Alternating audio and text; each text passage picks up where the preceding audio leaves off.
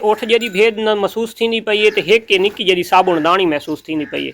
अगर उठ जी भेद दे तले विझा तो सानू तले वंज के भी हवाना नज़र नहीं आता, तो उसका तले छोटी जी भेद तले काफ़ी सारा हवाना नज़र आता है।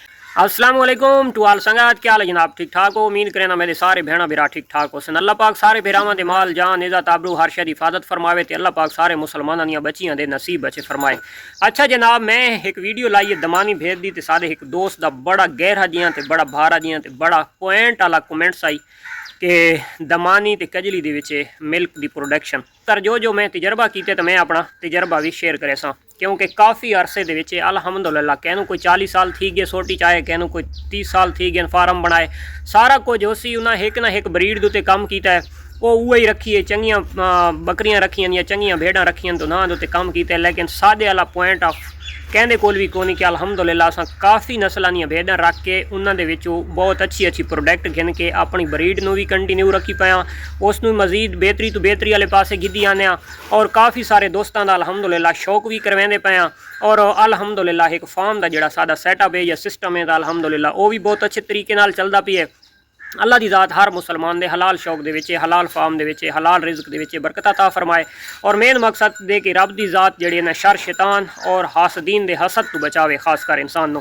तां मैं जनाब जानवर ये डैमो जिहड़ा ना लैदा कीती खलोतां दे गिनो 2 कजलियां और एक जनाब दमानी, ताकि जिहड़ा समझण दे विच मैनू समझावण दे विच आसानी थी वञे, तुहानू समझण दे विच आसानी थी वञे कि क्या इन्हां दे विच पॉइंट्स क्या हैं जिहड़े मैं अपने दोस्तां दे नाल करन लगा शेयर। अच्छा बिलादरी जानवर जनाब एक उठ जी भेद न महसूस थी पई है तो एक निकी जी साबुणदानी महसूस थी पई है। अगर उठ जी भेद दे तले विझा तो सानू तले वंज के भी हवाना नज़र नहीं आता, तो उसका तले छोटी जी भेद तले काफ़ी सारा हवाना नज़र आता है। यानी कि भेद फार्मिंग दे विच मिल्क की अहमियत इतनी नहीं रखी वैंदी, उसकी अहमियत रखी वैंदी है उसकी प्रोडक्ट दे उत्ते, उसका यानी कि जो बच्चा आवे वो अच्छे दामों सेल थी वने, और मेन मकसद है कि भेड़ एक अच्छे बच्चे अपने साम गिने पाल गिने। अच्छा आजकल जनाब काफ़ी सारे जोड़े लोग हैं खासकर फार्मर हजरात जिन्हें टोटल जितना एक अखराजात होंगे उन्होंने कैलकुलेटर मारना होंगे, तो उन्होंने एक सोच होंगी है कि साढ़े को 2 बच्चों वाली भेड़ भी मौजूद होवे या बकरी होवे तो 2 तो 3 बच्चों वाली मौजूद होवे। एक दमानी आ गई है, एक कजली आ गई है, एक वो कजली आ गई है, ठीक है। इसकी जी माँ आई वो शुरू तो चाह के हुण तई साढ़े को 2 बच्चे डिलीवर करती पई है, इसने दूसरा सूआ डिलीवर किया है, तो ये एक छोटी जनी ले ली दी सी राती जमी है जी हौकदी बैठी है। अच्छा ये जी भेड़ का किरदार है पिछू यदी माँ तो यानी कि मुसलसल 2 बच्चों वाली है, इस सूए के उत्ते ये भेड़ अपनी बीमार थी गई जी ड्रिप लगी रही आई कणकां वाले सीजन के, तो इस वजह तो थोड़ी वीकनेस कमज़ोर है, इसकी ये ले ली जमी अलहमदुलिल्लाह। एक ये भेड़ है कि जी अगर इन्हों के पॉइंट कजले के विच डिठे वजन तो नस्ल वाइज तो ये तकरीबन सेम भी हैं, जो इस तो भी थोड़े जे इस दे भेड़ दे पॉइंट ज़्यादा मेन कजले वाले पासे ज़्यादा वहन शक्ल और सूरत तो कन्ना की लेंथ हथू इसकी जी दे पॉइंट थोड़े जे घट हैं तो इसकी ज़्यादा है, तो तकरीबन जो इन्होंने पॉइंट बराबर दिवां चा सेम वो कक्की है ये जो निशान हैं। अच्छा ये आ गई कजलियाँ, ये कजलियाँ के काफ़ी सारे जानवर होंगे, ये मंडियां दुतू हर जगह दुतू ऐसे जानवर नहीं मिलते, ऐसे जानवर बनाने पौंदे। इन्हों के जड़ियाँ सिर्फ 2 जानवर ने 2 डैमो के मैं अपने दोस्तों को क्लियर कर दे सा कि क्या वाकया इन्होंने हकीकत क्या है। ये जी भेड़ तो मैं दिखाता पिया तो इस भेड़ का जोड़ा हवाना है तो वह हवाना ना होवन के बराबर है, ना होवन के बराबर का यह है कि ये बिल्कुल छोटा जिहा हवाना है। अगर इसका मिल्क असा चौहां सा वो सुरमेदानी जी होंगी ना, सुरमेदानी जी सुरमा होंगे घर के, तो शायद कि वो सुरमेदानियाँ 2 तो 3 थी सन पर डे के। इस भेड़ ने जनाब बच्चे किते 2 डिलीवर और दोवें मेल डिलीवर किए, और अलहमदुलिल्लाह उन्होंने अच्छी खासी सेहत है। एक बच्चा ही खलोता है, एक बच्चा सेम यह चीज़ है इसका भिरा है, इस भेड़ के बच्चे इसने कितने डिलीवर किए 2 किए। अगर इसकी मिल्क की पोजीशन दिखा बच्चों की सेहत तो दिखा तो लगता है कि माशाअल्लाह बड़े बच्चे सेहतमंद आते पैन, तो लाजमी गल है भेड़ के तले मिल्क हो सी। तो अगर भेड़ के हवाने वाले पास आवां तो उसका भांडा इतना नहीं है, उसका मिल्क इतना नहीं है, उसका मिल्क जड़ा तो लागड़ू ज़्यादा है, ठीक है। उस तो बाद ये जी भेड़ खलोती है तो इस भेड़ का अगे असा एक बच्चा इस भेड़ का पाली खलोते हैं, और इसकी माँ दे कम अज़ कम 4वां 5वां सूआ हुण सूने साढ़े को तोती, ये तोती की धी है। ਤੇ ਇਸ ਦਾ ਉਸ ਤੋਂ ਥੋੜਾ ਜਿਹਾ ਜ਼ਿਆਦਾ ਹਵਾਨਾ ਹੈ, ਥੋੜਾ ਜਿਹਾ ਜ਼ਿਆਦਾ ਹਵਾਨਾ ਹੈ, ਇਤਨਾ ਜ਼ਿਆਦਾ नहीं है। ये देखे तले वाड़ के देखना पौंदा है, ठीक है। लेकिन इस भेड़ के तले भी मिल्क जिहड़ा ना उसनूं असां अपनी जबान विच आखदे हां लागड़ू। इसका बच्चा जिहड़ा तां बहुत दिनां दे विच और बहुत जल्द ग्रोथ करदा है, मोटा ताज़ा उपर फिटनेस दे विच बरकरार रहिंदा है इस नस्ल दे विच, ठीक हो गया। यानी कि इन्हां दा मिल्क चोवण दे विच या नापण दे विच तादाद दे विच घट है, कुछ को नहीं ना होने के बराबर है। लेकिन जो बच्चा होंदा है तो सादी असल प्रोडक्ट के कोशिश होंदी है कि मेन मकसद है कि बच्चे की प्रोडक्ट अच्छी यानी कि आवे, भेड़ अच्छी प्रोडक्ट देवे जो बच्चा दिनों के ग्रोथ करे। तो इस भेड़ दे विच और इस भेड़ दे विच इस तो थोड़ा जिहा इसका हवाना ज़्यादा है, लेकिन जड़ा ना बच्चा ये भी अच्छा पलेंदी है, बच्चे ये भी माशाल्लाह अच्छे पलेंदी पई है, बहुत ज़बरदस्त तरीके नाल माशाल्लाह सेहत पलेंदी पई है। हुण आवड़दे हां दमानी वाले पासे, छोटी जी दमानी है और इसका माशाल्लाह बहुत अच्छा हवाना है।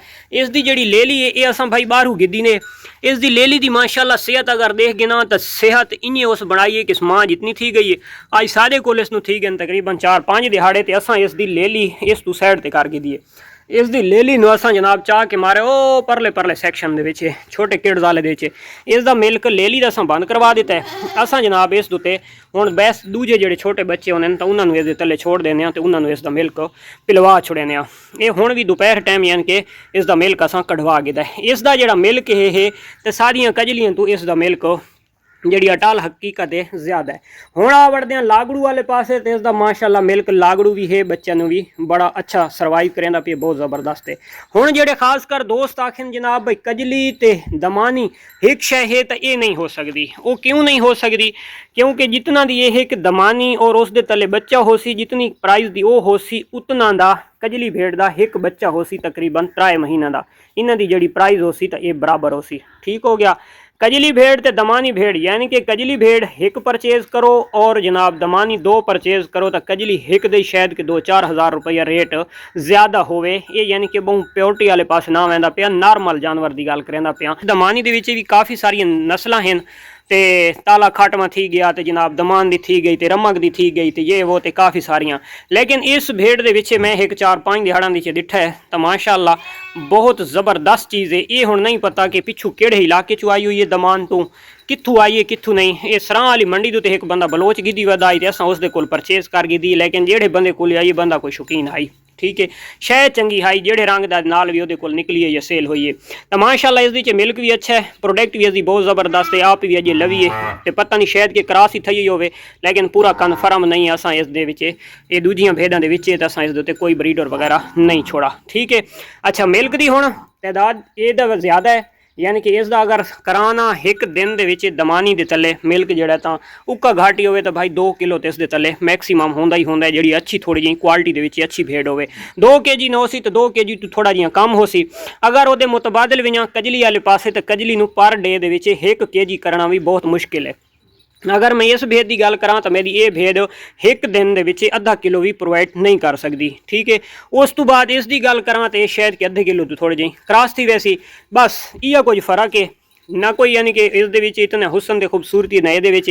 मेन मकसद है कि जेड़े ओदा पेट है तो उसका पेट बहुत हसीन है, इस भेड़ का पेट बहुत हसीन है, बच्चे इसके भी माशाल्लाह बहुत हसीन पैदा होने, बच्चे उसके भी बहुत वो सामने तो लेली जमी खलोती है माशाल्लाह, ये आज ही पैदा थी है। ये अद्धो अध इस भेड़ की होर ये लेली मोटी ताज़ी होवे आ। ये भेड़ कणकां दे विच काफ़ी सारी बीमार थीवण की वजह तो 3-4 दिहाड़े इस भुख बर्दाश्त की है, ड्रिपां वगैरह लवा के तो अलहमदुलिल्लाह रिकवर थी। असां तो आखे कि शायद के बच्चा ज़ाया ना कर देवे तो अलहमदुलिल्लाह ऐसा सीन न बना तो वो माशाल्लाह लेली जनाब डिलीवर थी है तो इंशाल्लाह वो भी पाला सी। तो ये जनाब भाई जी हकीकत मैं अपने दोस्तों के नाल कर दी है शेयर। सेल का रेशो दिखा पूरे पाकिस्तान की थी दमानी भी सेल है, थी कजली भी सेल है। अगर ओवरऑल दिखा तो कजली ढाडी है दमानी उत्ते सेल थीवण दे विच। बच्चे की जनाब रेशो दिखा तो तकरीबन जिहड़ा ना इन्हां दा सेम पीरियड होंदा है क्रॉसिंग का भी, क्योंकि भेड़ जनाब सूं डिलीवर करन तो बाद 40 दिहाड़े तो लैके 90 दिहाड़े के दरम्यान जनाब हीट दे विच आनियां और क्रॉस थी वैनियां। बच्चे देवन का रेशो दिखा तो जनाब कजली और दमानी दुम्बा इन्हां सारां दे विच इही होंदा तकरीबन 15 तो 20% या 10% अगर आख सकां तो 2 किड्स होंदे, वरना सिंगल भी होंदा है। ਉਸ ਤੋਂ ਬਾਅਦ ਅਗਰ ਚਾਰੇ ਜਾਤ ਦੀ ਗੱਲ ਕਰਾਂ ਤਾਂ ਲਾਜ਼ਮੀ ਗੱਲ ਹੈ ਇਹਨਾਂ ਦਾ ਬਹੁਤ ਬੜੀ ਬਾਡੀ ਹੈ, ਇਹਨਾਂ ਵਾਸਤੇ ਥੋੜਾ ਜਿਹਾ ਜ਼ਿਆਦਾ ਚਾਹੀਦਾ ਹੈ। ਉਹ ਇੱਕ ਟੇਡੀ ਬੱਕਰੀ ਦੀ ਮਿਸਾਲ ਹੈ, ਉਹਨਾਂ ਵਾਸਤੇ ਥੋੜਾ ਕਮ ਚਾਹੀਦਾ ਹੈ। ਅਗਰ ਗਰੇਜ਼ਿੰਗ ਦੀ ਗੱਲ ਕਰਾਂ ਤਾਂ ਗਰੇਜ਼ਿੰਗ ਦੇ ਵਿੱਚ ਦਮਾਨੀ ਬਹੁਤ ਤੇਜ਼ ਹੁੰਦੀ ਹੈ ਕਜਲੀ ਤੋਂ। ਕਜਲੀ ਦੇ ਵਿੱਚ ਜਿਹੀਆਂ ਕੁਆਲਿਟੀ ਯਾਨੀ ਕਿ ਨਸਲ ਦੇ ਵਿੱਚ ਜ਼ਿਆਦਾ ਜਾਨਵਰ ਥੀਂਦਾ ਵੈਂਦਾ ਹੈ, ਉਹੀਆਂ ਖਾਵਣ ਵਾਲੇ ਪਾਸੋਂ ਉਹ ਢਿੱਲਾ ਥੀਂਦਾ ਵੈਂਦਾ ਹੈ। ਯਾਨੀ ਕਿ ਇੱਕ ਦੇਸੀ ਭੇਡਾਂ ਦੇ ਨਾਲ ਅੱਛੀ ਇੱਕ ਕਜਲੀ ਖਿਲਾਰ ਕੇ ਤੇ ਅਸਾਂ ਇੱਕ ਬਰਾਬਰ ਚਾਰਾ ਘੱਟ ਕੇ ਉਹਨੂੰ ਨਾ ਰਜਾ ਸਕਦੇ, ਕਿਉਂਕਿ ਉਸ ਅਜੇ ਤੇ ਅੱਧੀ ਰਜਦੀ ਹੈ ਤੇ ਦੇਸੀ ਜਿਹੜੀ ਹੁੰਦੀ ਹੈ ਤੇ ਹਰ ਸ਼ਿਖਾ ਵੈਂਦੀ ਹੈ। ਇਹ ਸੀਨ ਹੁੰਦਾ ਤੇ ਖਾਵਣ ਦੇ ਵਿੱਚ ਇਹ बहुत तेज़ होंदियां। मिल्क वास्ते अगर रखनी है तो शायद कि भेद असां बेस्ट समझेसूँ कजली तू, दुंबे तू या मुंदरी तू, तो उन्होंने तो ये जानवर यानी कि बेस्ट है। थान भी थोड़े लंबे होंगे, मिल्क कढ़ना भी आसान है, रजावना भी आसान है, छोटा ज्यादा जानवर है। तो उस तो इलावा अगर कोई गल आखां भाई कजली के नाल असां दमानी नूं रलां तो ये हर गेस झूठ हो सकता है। कजली कित्थे ते दमानी कित्थे, कजली बहुत डाठी है दमानी तो। उम्मीद करें ना कि मेरी वीडियो जी तो अपने दोस्तों तक पहुँच गई उसी, उन्होंने काफ़ी सारी इस चीज़ की समझ आ गई उसी। और ग्रेजिंग का कोई प्रॉब्लम नहीं है, तो वो ये छोटे मोटे जानवर रख के तो उन्होंने अच्छा एक प्रॉफिट कमा सकता है।